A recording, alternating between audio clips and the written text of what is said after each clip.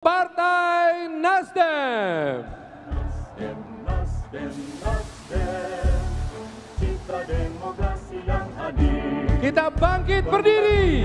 Dengan Bhinneka Tunggal Ika. Kita tunjukkan kesiapan kita. Nasdem, Kita sambut dengan tepuk tangan yang meriah.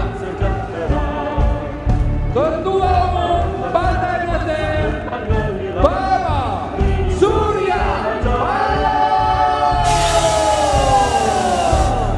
Nasdem, adil, makmur dan sejahtera. Itulah arah bangsa, masa depan gemilang. Indonesia Jaya.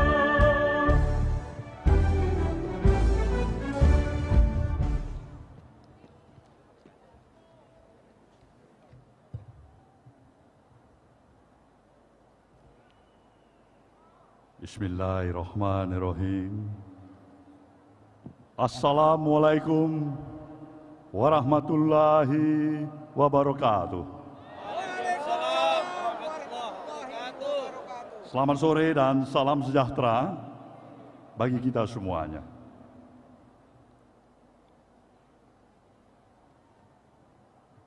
Yang saya hormati pimpinan Majelis Tinggi beserta para anggota, Dewan Pertimbangan, Dewan Pakar, Mahkamah Partai, fungsionaris Dewan Pimpinan Pusat, Dewan Pimpinan Wilayah, Dewan Pimpinan Daerah, Dewan Pimpinan Cabang, beserta dengan Dewan Pimpinan Ranting dari seluruh persada tanah air yang hadir pada apel siaga yang kita laksanakan pada sore hari ini. Di tengah-tengah kita juga hadir para sahabat dari Koalisi Perubahan. Kita berikan tepuk tangan untuk Ketua Umum Partai Demokrat, Mas Agus Harimurti Yudhoyono. Dari Partai Kesejahteraan Sejahtera, Bung Ahmad Sayhu. Rekan-rekan kita sebagai utusan khusus dari Partai Golkar juga hadir. Kita berikan tepuk tangan untuk itu. Sahabat-sahabat kita dari Pemuda Pancasila, hadirin dan hadirat yang saya muliakan. Pertama-tama saya ingin mengajak kita semuanya sekali lagi menghantarkan puji dan syukur kita kehadirat Sang Maha Pencipta, Tuhan Yang Maha Esa. Karena kita diberikan kesempatan dengan seluruh energi yang kita miliki, kita bersama-sama dapat menghadirin acara apel siaga perubahan yang sedang berlangsung pada saat ini. Kita juga bersama-sama tadi telah mendengarkan hantaran pemikiran-pemikiran disertai dengan doa kehadirat Tuhan Yang Maha Esa yang secara langsung disampaikan oleh calon presiden kita, Bung Anies Rashid Baswedan,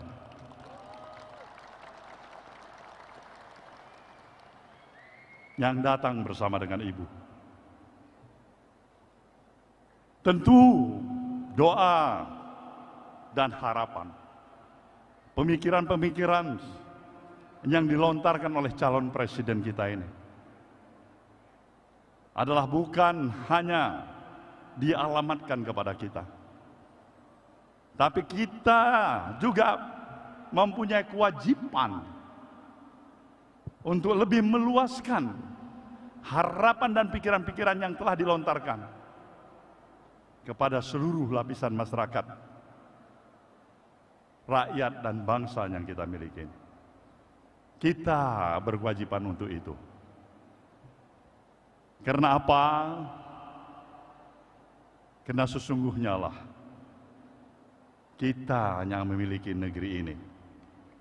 Negeri yang kita cintai ini. Negeri yang begitu indah. Negeri yang memiliki begitu luas wilayahnya. Tidak kurang daripada hampir 2 juta kilometer persegi.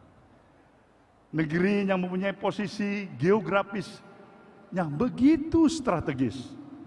Diapit oleh 2 samudera. Samudera India dan Samudra Pasifik. 2 benua, benua Asia dan juga benua Australia.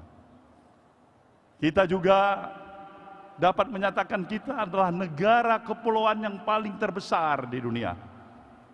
Karena kita memiliki lebih daripada 17.000 pulau-pulau yang ada di negeri kita. Kita juga jelas mengetahui negeri kita ini mempunyai kontur dan struktur tanah yang subur. Mineral reserve kita, sumber daya kekayaan alam kita, Allahu Akbar, luar biasa. Kita juga memiliki luas panjang pantai kita nomor 2 terpanjang di dunia. Kita juga memiliki jumlah penduduk kita sekarang ini yang hampir mendekati 280 juta. Itu artinya kita memiliki jumlah kebesaran penduduk nomor 4 yang terbesar daripada negara-negara yang ada di dunia pada saat ini. Apakah hanya itu yang kita miliki? Tidak. Ada yang lebih hebat lagi. Para pemikir bangsa kita, the founding father, telah melihat betapa uniknya negeri kita ini. Dengan perbedaan-perbedaan yang kita miliki. Berbeda agama, berbeda suku, berbeda dialek, berbeda budaya. Semuanya ini telah dipikirkan. Dipikirkan untuk tidak menyebabkan perbedaan-perbedaan ini melahirkan perpecahan di antara kita satu sama lain. Inilah yang telah dipikirkan oleh para pemikir bangsa ini. Dan untuk itulah para pemikir bangsa, the founding father kita, telah melahirkan suatu alat sebagai perekat bagi persatuan dan kesatuan kita, yang menjadi ideologi kita, yang kita kenal, Pancasila. Nah, inilah menjadi kekuatan kita, Pancasila, sebagai pandangan hidup kita. Nah, saudara, para hadirin yang saya hormati, begitu luasnya, begitu indahnya, begitu hebatnya negeri yang kita miliki ini. Apa yang masih menyebabkan kita belum bisa menyatakan negeri kita ini sudah sepantasnya menjadi negara superpower seperti negara-negara lain yang lebih hebat dibandingkan dengan apa yang kita miliki hari ini? Apa yang menyebabkan ini? Kenapa kita belum mampu mencapai tingkatan dan harapan seperti apa yang diharapkan oleh pendiri bangsa ini? Bukan karena kita negara yang kurang luas, bukan karena negara kita kurang kaya, bukan karena jumlah penduduk kita kurang besar, bukan karena kontur struktur tanah kita kurang subur. Semuanya kita miliki. Tapi satu hal yang menjadi masalah besar bagi kita sebagai satu bangsa. Nah, ini yang perlu saya ingatkan kepada saudara. Bahwasanya pikiran, gerakan perubahan yang juga sejalan dengan apa yang pernah dikonstatir oleh Presiden Jokowi untuk melaksanakan revolusi mental adalah sebenarnya identik dengan misi gerakan perubahan kita. Senafas, sebangun, sejalan. Dan itulah yang kenapa ketika pada tahun 2014 pemilu dengan seluruh kekuatan dan harapan energi yang kita miliki, kita dukung yang namanya Presiden Jokowi kala itu sebagai calon presiden untuk menjadi presiden di negeri ini, saudaraku. Kita memberikan dukungannya secara totalitas. Kenapa? Karena kita mempunyai keyakinan dengan konsepsi, gagasan, dan pemikiran yang sama dengan apa yang kita miliki. Logika kita menyatakan, kita yakin progres perjalanan kemajuan kita berbangsa dan bernegara akan jauh lebih hebat seperti apa yang kita harapkan. Tapi sayang, 1000 kali sayang,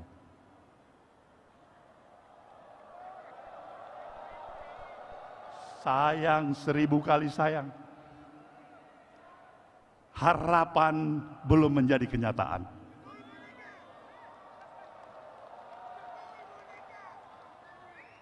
Apa yang harus berani kita nyatakan menjelang 78 tahun kemerdekaan bangsa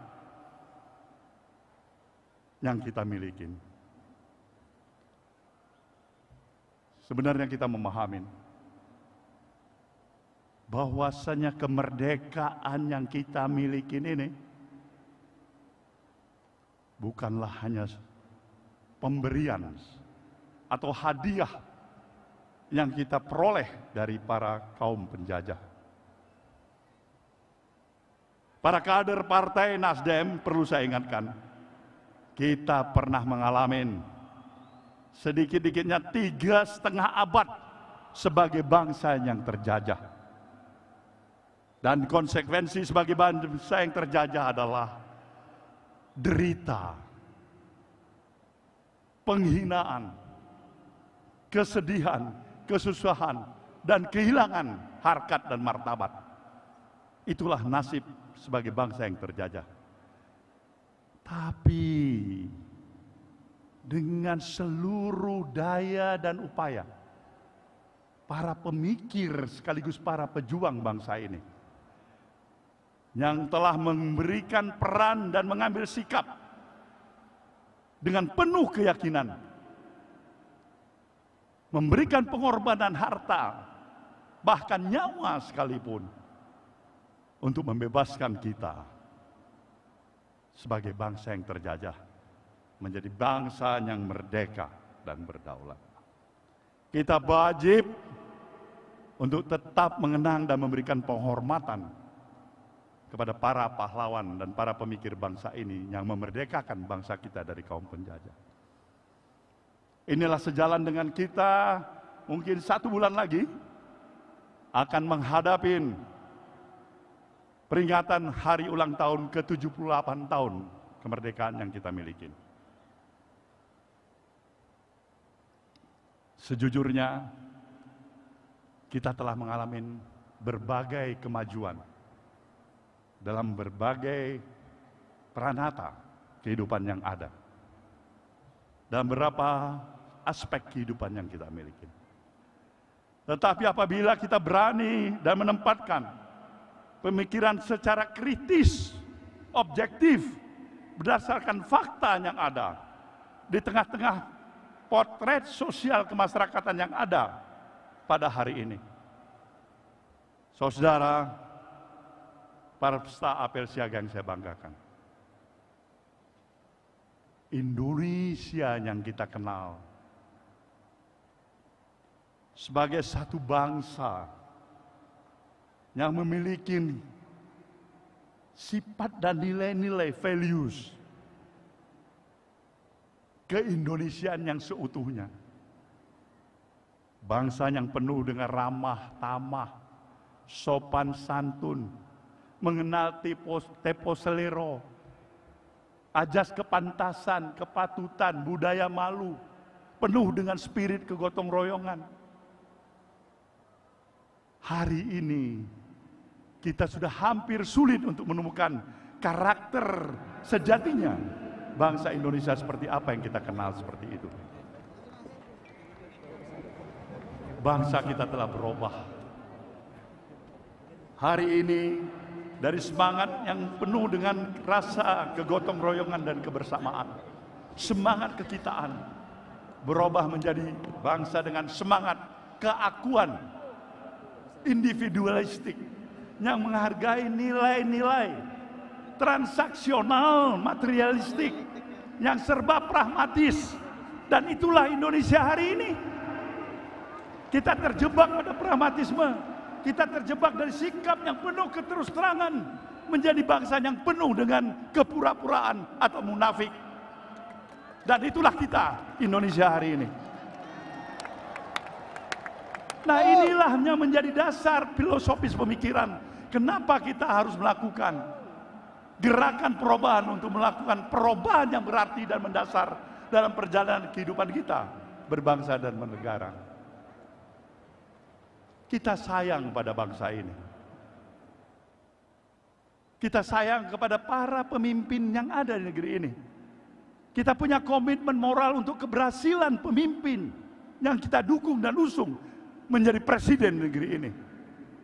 Tapi bisa saja niat baik akan diartikan dengan penuh kesalahpahaman dan salah pengertian. Dan kita terima itu, saudaraku semuanya. Tapi bukan berarti kalau memang niat baik, kesalahpahaman, salah pengertian, kemudian kita merasa terjepit, tertekan, tertindas, terhalangin, kemudian kita menyerah. Kemudian kita menyerah. Kemudian kita menyerah. Bukan. Kita katakan, insya Allah kita belum menyerah.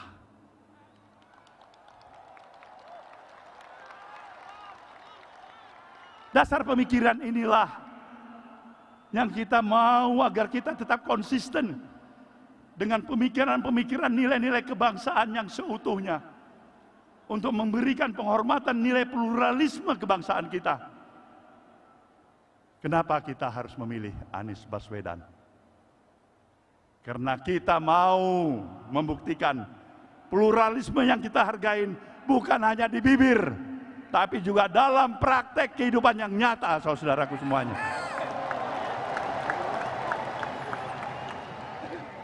Pemikiran-pemikiran yang dinamis, moderat, dan penuh dengan konsistensi pemikiran dalam rasa membangun ke-Indonesiaan yang seutuhnya wajib terus-menerus kita perjuangkan.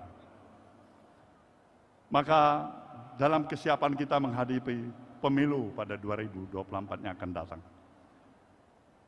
saya ingin menyerukan dari tempat ini kepada para penyelenggara dan pengawas pemilu untuk melaksanakan tugas sebagaimana yang diamanahkan secara profesional dan bermoral, terlepas dari semua intervensi kepentingan, dan tetaplah tegak lurus pada nilai kejujuran dan keadilan. Kita memerlukan pemilu yang seperti itu. Tidak ada gunanya pemilu kita laksanakan kalau pemilu itu berakibatkan kepada perpecahan daripada anak bangsa ini. Musuh kita bersama bukanlah musuh di antara kita satu sama lain. Bukan musuh atas dasar perbedaan agama, perbedaan partai politik, tapi musuh kita adalah kebodohan, ketidakadilan. Inilah musuh bersama kita dalam kehidupan kita berbangsa dan bernegara. Maka pada saudara semuanya, keluarga besar Partai Nasdem, dari struktur wilayah, daerah, cabang, kemudian DPRD, saya nyatakan penghormatan dan penghargaan saya yang setinggi-tingginya. Saudara telah menunjukkan komitmen jati diri saudara untuk hadir dengan pengorbanan yang ada ke Jakarta dari berbagai wilayah di Nusantara ini demi menyatakan saudara masih ada sebagai kader partai ini. Saya amat berbesar hati dan berbangga hati sebagai pimpinan saudara. sampaikan salam perjuangan saya kepada seluruh keluarga besar kita di kampung halaman. Kepada para seluruh konstituen kita, katakan, insya Allah, di diri dan hati kita ini, berbagai tantangan halaman yang kita hadapin, tapi dengan tekad dan niat baik yang ada, kita akan tetap menjadi Spartan yang tangguh untuk menghadapi itu. Kita harus berani menyatakan, kalau takut dilanda ombak, janganlah pernah berumah di tepi pantai. Inilah kita Nasdem, saudaraku semuanya. Maka untuk itulah di akhir untuk pidato saya ini, sebuah pantun dari Pulau Sumatera di wilayah timur, saya utarakan pada saudara. Pulau Pandan, jauh di tengah. Cakep. Di balik pulau, si angsa dua. Hancurlah badan dikandung tanah, budi yang baik kan dikenang jua. Selamatlah berjuang saudaraku semuanya. Semoga jalan perjuangan kita tetap di jalan yang diridhoin oleh Allah Subhanahu wa taala.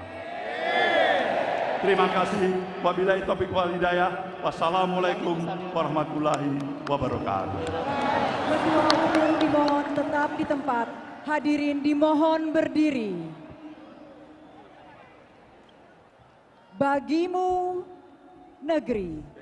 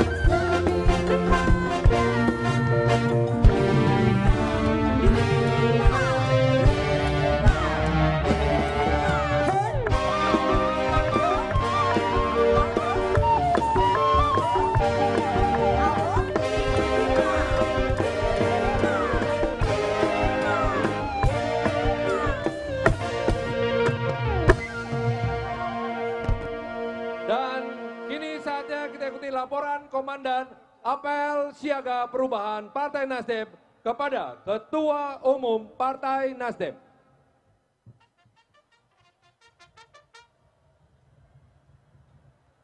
Apel siaga dan pengecekan kesiapan kader Partai Nasdem telah dilaksanakan. Laporan selesai. Kembali ke tempat, bubarkan. Kembali ke tempat, bubarkan.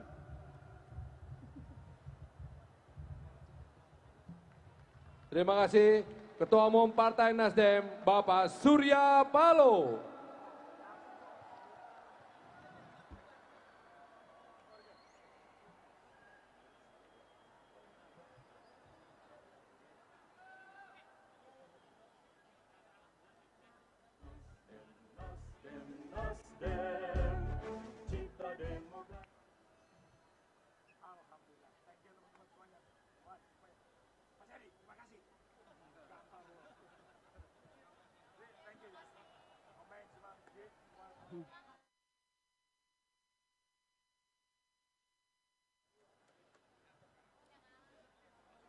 Penghormatan pasukan.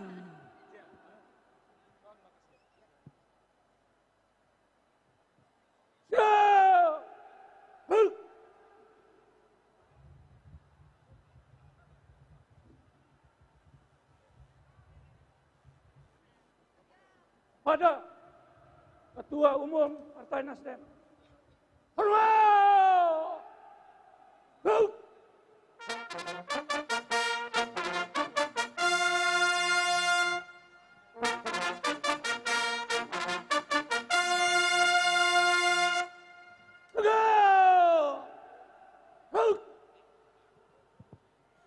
Ketua Umum meninggalkan tempat apel siaga perubahan Partai Nasdem. Kita antar Ketua Umum Partai Nasdem dan calon Presiden 2024 Bapak Anies Baswedan dengan lambaian tangan dan tepuk tangan penuh semangat.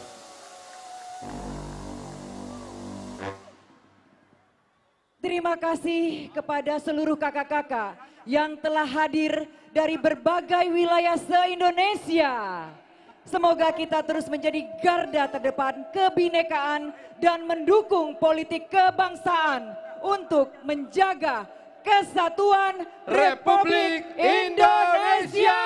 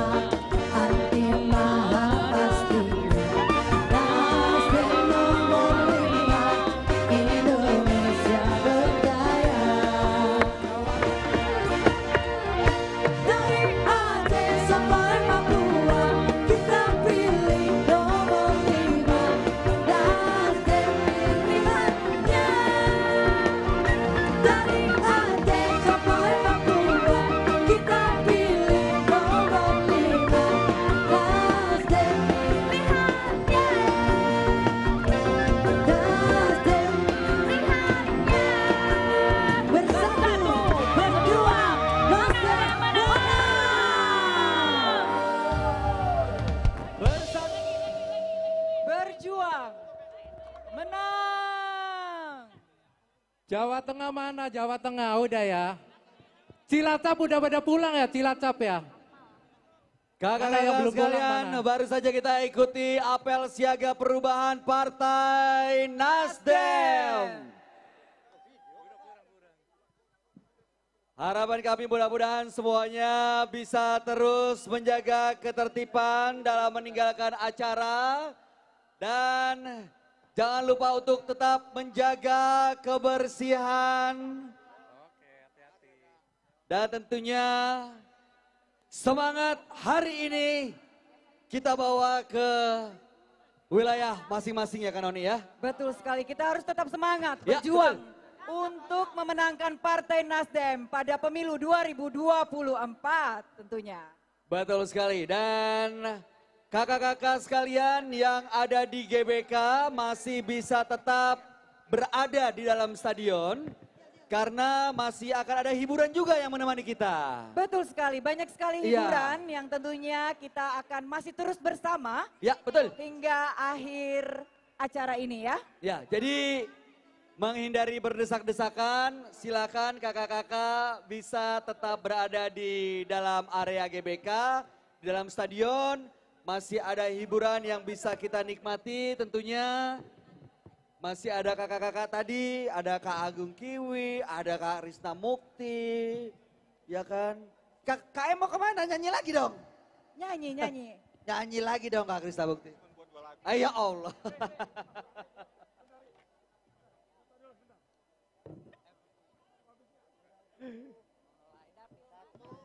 Kita samakan semangat lagi yuk Kak. Kita teriakan, Partai Nasdem! Bersatu, berjuang, menang, menang, menang. Dan juga kami sampaikan salam hormat kita untuk keluarga, kakak-kakak di rumah tentunya. Ya, sampaikan salam kami kepada keluarga. Mudah-mudahan semangat ini bisa terus menggelora di seluruh Nusantara. Kita sosong kemenangan di 2024. Sambil menemani kakak-kakak sekalian, sama-sama kita nikmati sekarang satu persembahan yang luar biasa dari salah satu kader Nasdem yang juga beliau ini salah satu caleg juga kan Noni? Siapa ya kira-kira dapil mana ini? Nah, kalau begitu langsung saja kita nikmati persembahan dari